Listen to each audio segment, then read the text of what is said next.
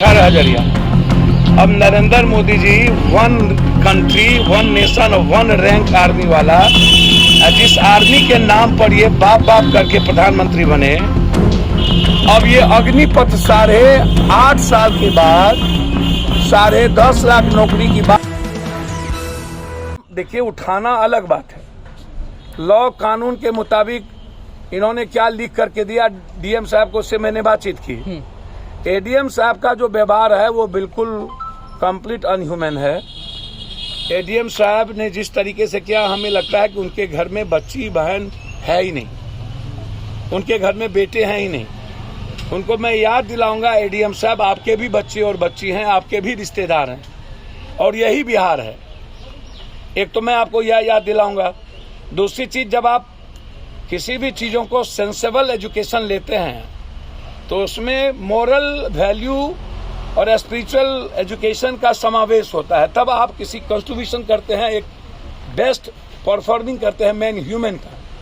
Best human होना चाहिए। विवेकानंद ने कहा था मैन मेकिंग। तो जब ये एजुकेशन एक बेहतर इंसान नहीं पैदा कर सकता है, तो जिसका नतीजा है कि आज घसीट के मारा भी, और बिना महिला पुलिस के हमारी बेटी की छेड़खानी की उसने, ये केस बनता है। हम भीसी से लेकर के सब पर एफआईआर लॉन्च करेंगे, ये मैं आपको बता दूं। भीसी पर भी एफआईआर लॉन्च करेंगे कि किसके परमिशन से, एक, और इन लोगों पर भी एफआईआर लॉन्च करेंगे। हम कल मिलेंगे डिप्टी सीएम साहब से किसी भी परिस्थितियों में, और अभी हमारी बातचीत डीएम साहब से भीसी से हुई। ये भीसी वेटनरी से नहीं है, वेटनरी से नहीं है, नहीं, डेयरी से आया है। भीसी बन के पैसा देखिए, ये कोनो अथी पर पैसा दिए बने हैं। अरे भाई, इसको कुछ आता होता है नहीं। आज सर बिहार के छात्रों के साथ क्यों जानवर गाय का है, आपका वैसे ही रेस्पेक्ट कम कर देते हैं सोसाइटी में। तो नरेंद्र मोदी जी तो वैसे ही देखिए है क्या है, इसको बहुत गौर से समझिए। अभी जो नियोजित और संविदा, इसको आप उठा के देख लें।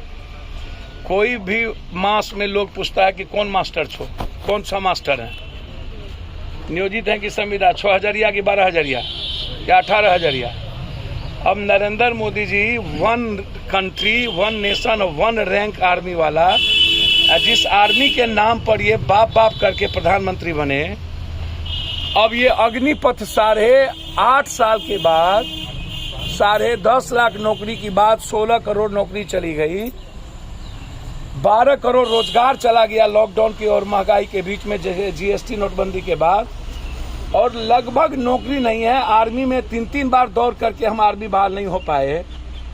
अब वो कह रहे हैं कि 4 साल में पहली बार 8,000, फिर आप कह रहे हैं कि हम 11 लाख रुपया दे देंगे तुमको, जो कटेगा वो 11 लाख देंगे।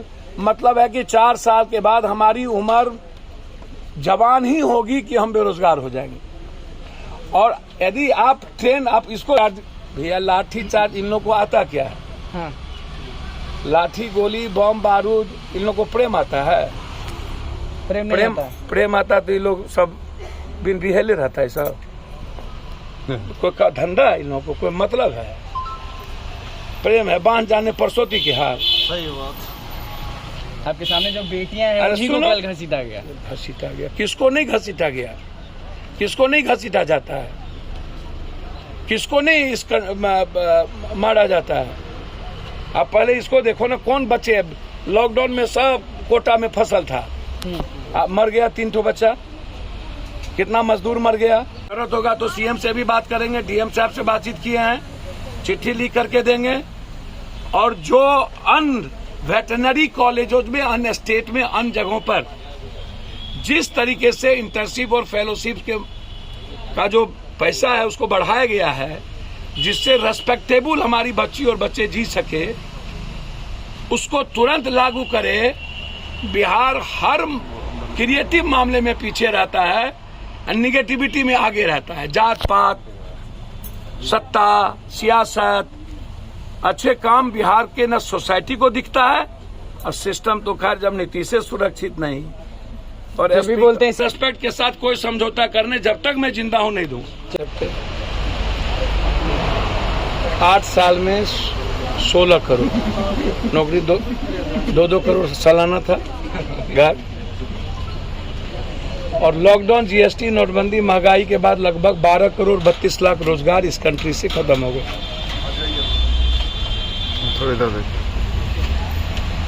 बैंकिंग कोलैप्स, रेलवे लगभग कोलैप्स। लॉकडाउन के बाद जितना रेल बंद हुई थी, सारा रेल अब नहीं चल रही है। लगभग मेरे ख्याल से उसमें 2500 स्टेशन है जहां रेलवे को रोक दिया गया और 1800 ट्रेन है जिसको कैंसिल कर दिया गया। जरा आप ये इन लोगों से पूछिए कि इस कंट्री में हेल्थ पर बजट नहीं, एजुकेशन पर बजट नहीं।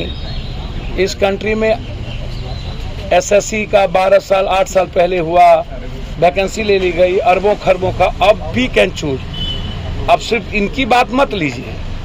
उस दिन कल हम आपको बोले एसएससी में थे, टीटी में थे, एसटीटी में थे, अब वो प्रतियोगिता की बात करते हैं। ये कहते हैं मार्क्स पर पैसा लाओ, मार्क्स दिखाओ नौकरी लो। तो पैसा लाओगे तभी नौकरी मिलेगा। भैया मार्क्स दिखाने का क्या मतलब?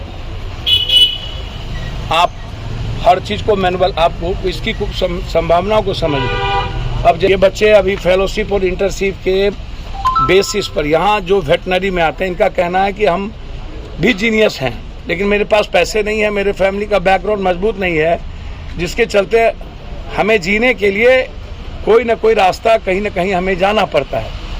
तो ये वेटनरी में आए हैं तो रेस्पेक्टेबल, लेकिन हमारा सिस्टम और हमारा समाज इसको एमबीबीएस, आपको भी आप चले जाइए बीएमएस, अब आप उससे सर्जरी करा रहे हैं कि नहीं? आप अन लोगों से आप उसको दे रहे हैं ना अस्पताल।